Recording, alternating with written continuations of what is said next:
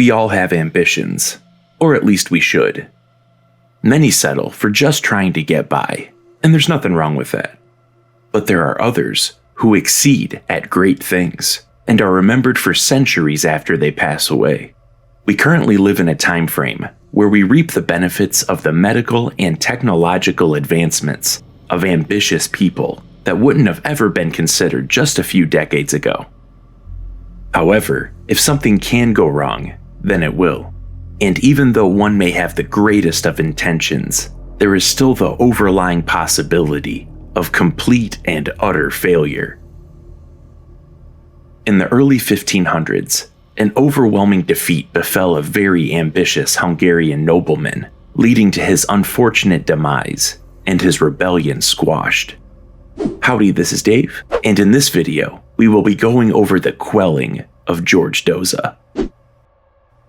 George was born in 1470 in a village located in Transylvania, but moved after the death of his father. Even at a young age, George was drawn to the military and joined the army when he was old enough. He was a soldier of fortune during the on and off wars against the expanding Ottoman Empire. George performed his duties at several fortresses, and one thing that he was remembered for during his service was how proficient he was at fencing. In 1513, he found himself a captain in the cavalry and fought in a campaign against the Ottomans. After the fighting died down, he was stationed in the capital of Serbia. Doza was not satisfied with being on guard duty, and his thirst for glory remained unquenched. Against the behest of his fellow soldiers, George challenged the Ottoman champion, Ali of Epiro, to a duel. Ali was a leader in the cavalry and was very skilled in combat, responsible for the deaths of many Hungarians, and gave a reason to be feared. The champion accepted the challenge right away, and the two met in a field that was halfway between their locations on February 28, 1514, and the duel began. The fight was noted as a long and fierce struggle. We mostly see fencing in sports nowadays, and we often see it glamorized in historical movies and games. And don't get me wrong, it's pretty awesome. But those mediums portray duels much differently than how they would have actually turned out. In a fight to the death, the two opponents would be slashing and stabbing away at each other, and it's not like the wounds being inflicted were mortal. You could get a lot of cuts in before managing to nick an artery or vital organ. Imagine someone lunges at you, and you're able to parry it, but instead of it piercing your heart, you get 4 inches of cold steel in your shoulder. A duel could turn into a slow and agonizing death. Even if you won the duel, you would have likely received a laceration or two in the process, and now you have begun another duel with wound care and battling oncoming infection. Let's face it, getting a small cut back then could have been someone's death sentence.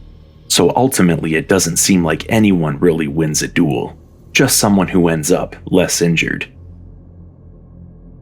Doza slowly managed to wear the Ottoman champion down, and eventually overtook him, cutting off his arm and finally dispatching him, staining the ground with the warrior's blood. For completing this brave and difficult feat, George received great fame and nationwide notoriety. He was also knighted and given a golden chain with a depiction of the duel's outcome. He was also given an entire village donated by the king. Some consider him to have been a nobleman. The Hungarian chancellor, cardinal, and archbishop, Thomas Bakak, came forth with a written decree from Pope Leo X, giving his seal of approval to launch a crusade against the Ottomans. He appointed Doza to gather and lead an army. Within a few weeks, Doza assembled roughly 40,000 men from low-level groups of medieval society.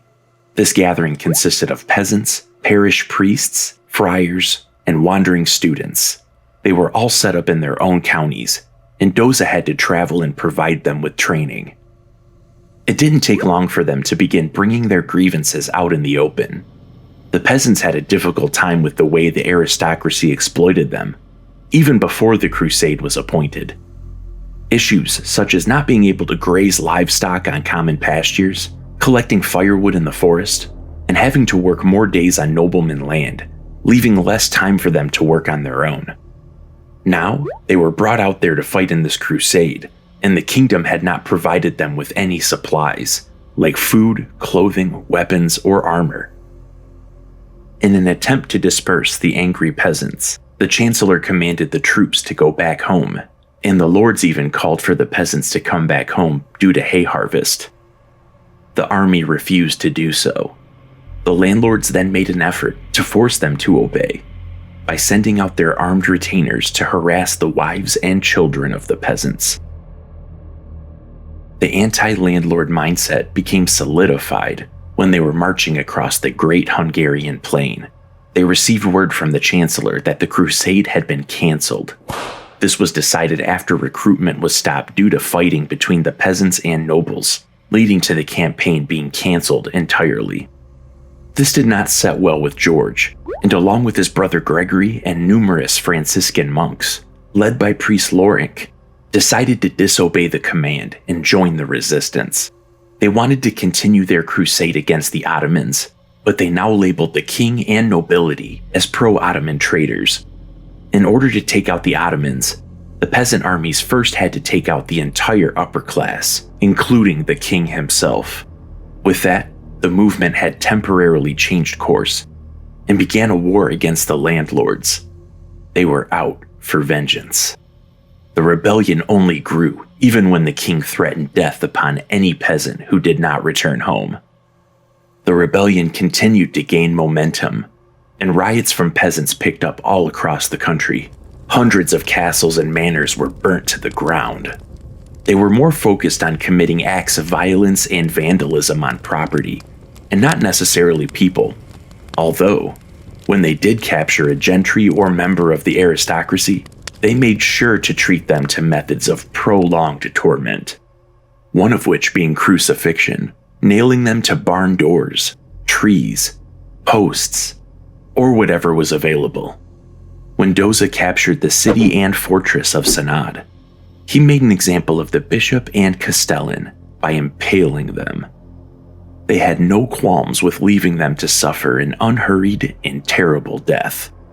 Doza claimed a couple of fortresses throughout the summer, and they gave him access to cannons and trained gunners to operate them. They continued to kill any nobleman they came across, but those who freely gave themselves up would be released on a parole-type system. But Doza did not have complete control over his subjects, and could not keep them from later hunting down a rival after they were set loose. George had become a political liability, and suppressing him became necessary. The kingdom had the upper hand, as they had money and connections. Mercenaries from Bohemia and Venice were hired to join the fray in the late summer. Things began to unravel for George Doza. His plowmen were ill-equipped to handle the heavy cavalry, and they suffered a defeat 18 miles from the capital. This was followed up by another defeat where he and his army were engaged in a battle of 20,000 enemy soldiers on the field of Temesvar. The outcome of the battle did not go in the rebels' favor, and thousands were captured. George Doza himself was held prisoner, and I could not find whether he was given a trial or not, but it doesn't sound likely, because ultimately it was decided that Doza did in fact deserve a throne. But to the rebel leader's misfortune, his throne was handpicked by his enemies. He was taken to an iron throne that had been heated up to the point of smoldering. George was then forced to sit upon this unfathomably hot seat, searing to his skin and causing extreme burns that sent waves of pain throughout his body. While he was suffering upon the throne, they mocked his aspiration to be king further by completing the royal ensemble. A heated iron crown and scepter were brought over, both red hot. The scepter was shoved into his hand while the crown was lifted up and placed on his head, pushing down into his brow. I think we can get a grasp of what hot iron would do to someone's skin, but when it's placed on someone's head in this manner, it makes me think about what other damage could be done to the person's brain. It can't be good for the old gray matter to be heated up inside the skull, like leftovers.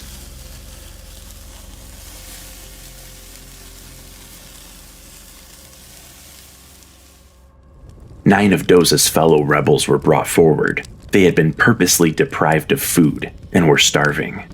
Leading the line of prisoners was Gregory, George's younger brother. The executioners then pulled blistering hot pliers out of the fire and sank them into Doza's body, ripping at the flesh. The rebels were then ordered to cannibalize their own leader by biting and tearing off a chunk of the damaged muscle tissue that had been scorched and torn by the pliers, and then swallowing it. 3 or 4 of them refused, one of which being Gregory, despite George's pleas to allow him to be spared. Gregory, as well as the others who refused, were promptly cut into pieces right in front of him. Upon seeing their comrades brutally butchered, and knowing that they would be next, the remaining rebels changed their tune and agreed to partake in eating George. Doza eventually succumbed to his slow and painful ordeal, and I bet it took a long time, after which they kept their word and the rebels who obeyed the command were allowed to go free, with the knowledge of what they had done stuck with them for the rest of their lives. The revolt was stifled, but it's approximated that some 70,000 peasants had been captured and tortured in the process. If anything, the rebellion had given the peasants less power, as legislation known as the Hungarian Diet was enacted in the winter of 1514. This was to punish the peasants for their defiance, and it essentially forced them to work more days for the lords, as well as inflicting a tax upon them to pay for the damage the rebellion had caused. It also gave the lesser nobles more power. The political division amongst the Hungarians opened up an opportunity for the Ottomans to invade about 12 years later. Doza is known as a folk hero and martyr, and has been the subject of works of art, poems, and operas. He's even had statues in his likeness put up, as well as streets named after him. The peasant rebellion was attempted 12 years after Christopher Columbus found North America, and was 250 years before the French Revolution. If this revolt had succeeded, history would have been altered entirely. That's gonna wrap it up on George Doza. Thank you for watching.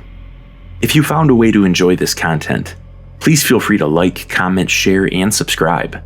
Until next time, have a good one.